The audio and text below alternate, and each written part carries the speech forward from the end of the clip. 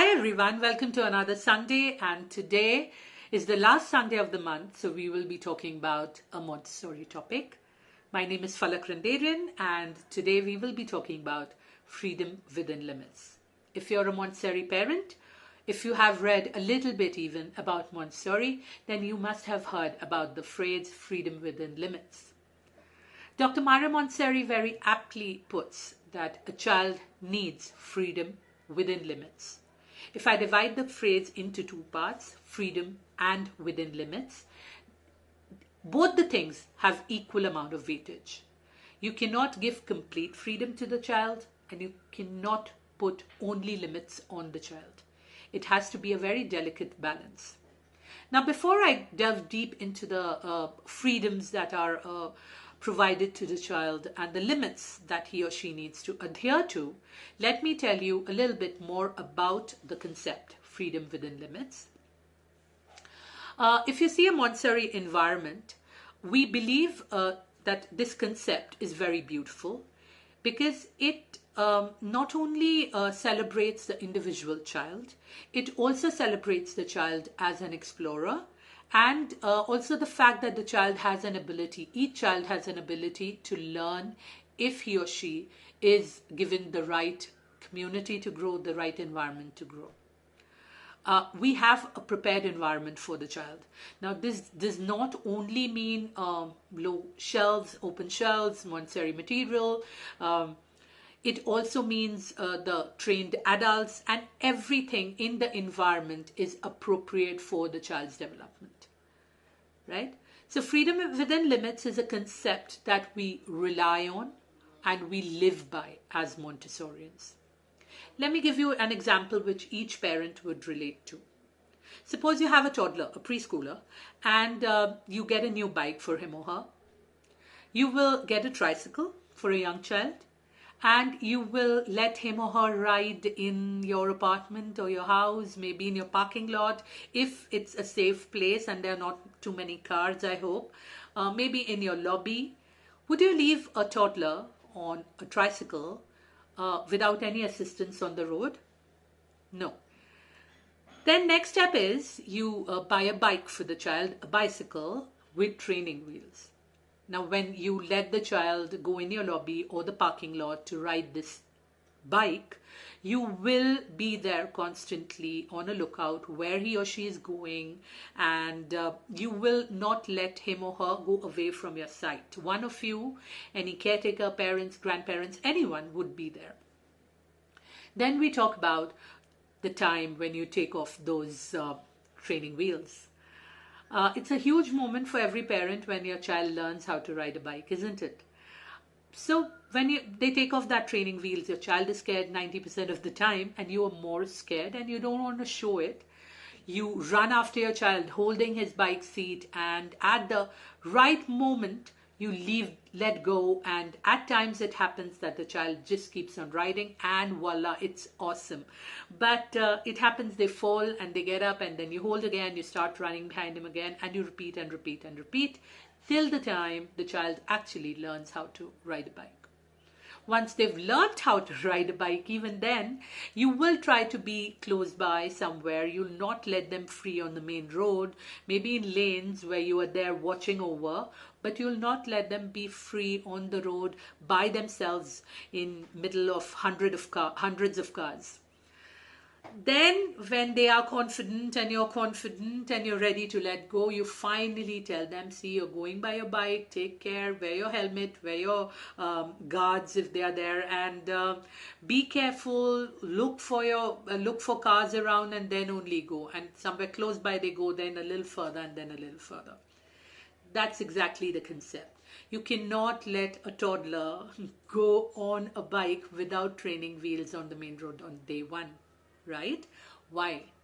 Because they are not ready for it. Exactly. As Dr. Montessori says, and I'd like to quote that, I'll read it from my paper. To let the child do as he or she likes when he or she has not developed any powers of control is to betray the idea of freedom itself. Think about it. If you want to give true freedom, they need to understand their limits as well. right? Now let us talk about what are the limits in Montessori classroom. Now, different environments have different rules, different things that they follow, but the rules usually go around three main rules, which are respect for oneself, respect for others, and respect for the environment.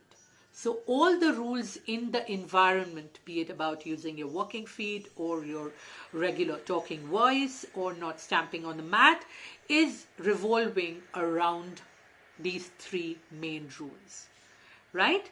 And lastly, we will talk about freedom. What are the kind of freedom that is available in Montessori? What's so big a deal about it? Let me tell you what are the main freedom that is available for your child in a Montessori environment. There's of course freedom to move. We don't expect a child to sit at one place, do his work on the same mat the whole day at one position, sitting at one angle and doing the same work through the day. No, we don't expect that. There is a lot of movement around. There's going to get the material, coming back, picking the mat, rolling the mat, unrolling the mat, going for circle time, coming back, going for snacks time. A lot of movement in that environment. There'll always be a very happy chaos in a Montessori environment, right? And it'll be a very positive chaos. You'll have a very positive energy when you enter that Montessori environment.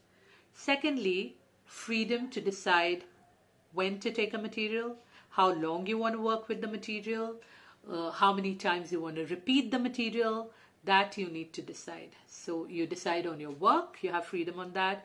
You decide on how long you can work on a particular material. You also decide how many times you want to repeat it, right? Freedom to communicate.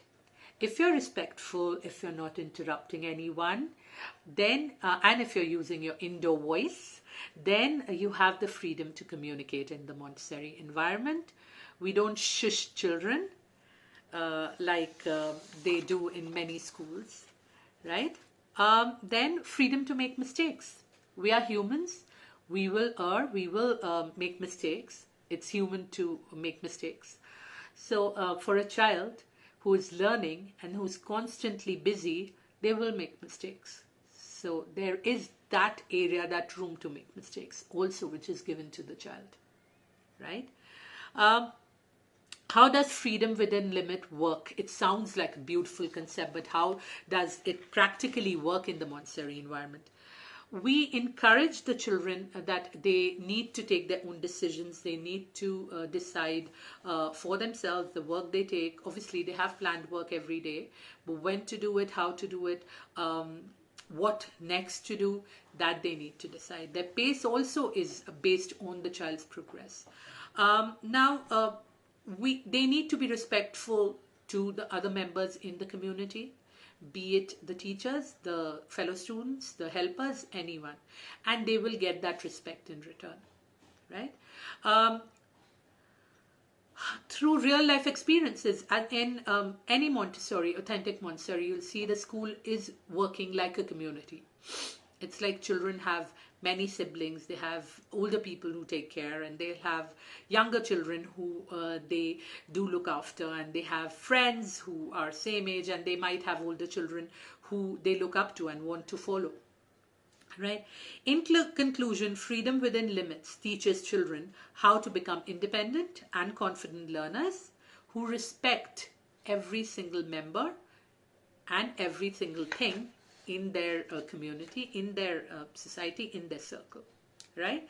In the end, I would like to end this video with a quote, and I hope I have thrown a little light on the concept, which is a favorite of Montessorians around the world. I'd end with another quote which goes like, "Let us leave the life free to develop within the limits of the good, and let us observe this inner life developing." This is the whole, WHOLE, whole of our mission. This is what Dr. Maria Montessori said. Hope you liked the video. Hope I did throw a little bit of light, just a little bit, on your entire idea of freedom within limits, which is so close to our hearts. If you like what you saw, as I always say, subscribe and you can ring the bell. And do follow us on Instagram and Facebook, and do share the love if you like the video by sharing the video. Thank you so much. I'll see you next week. Bye bye.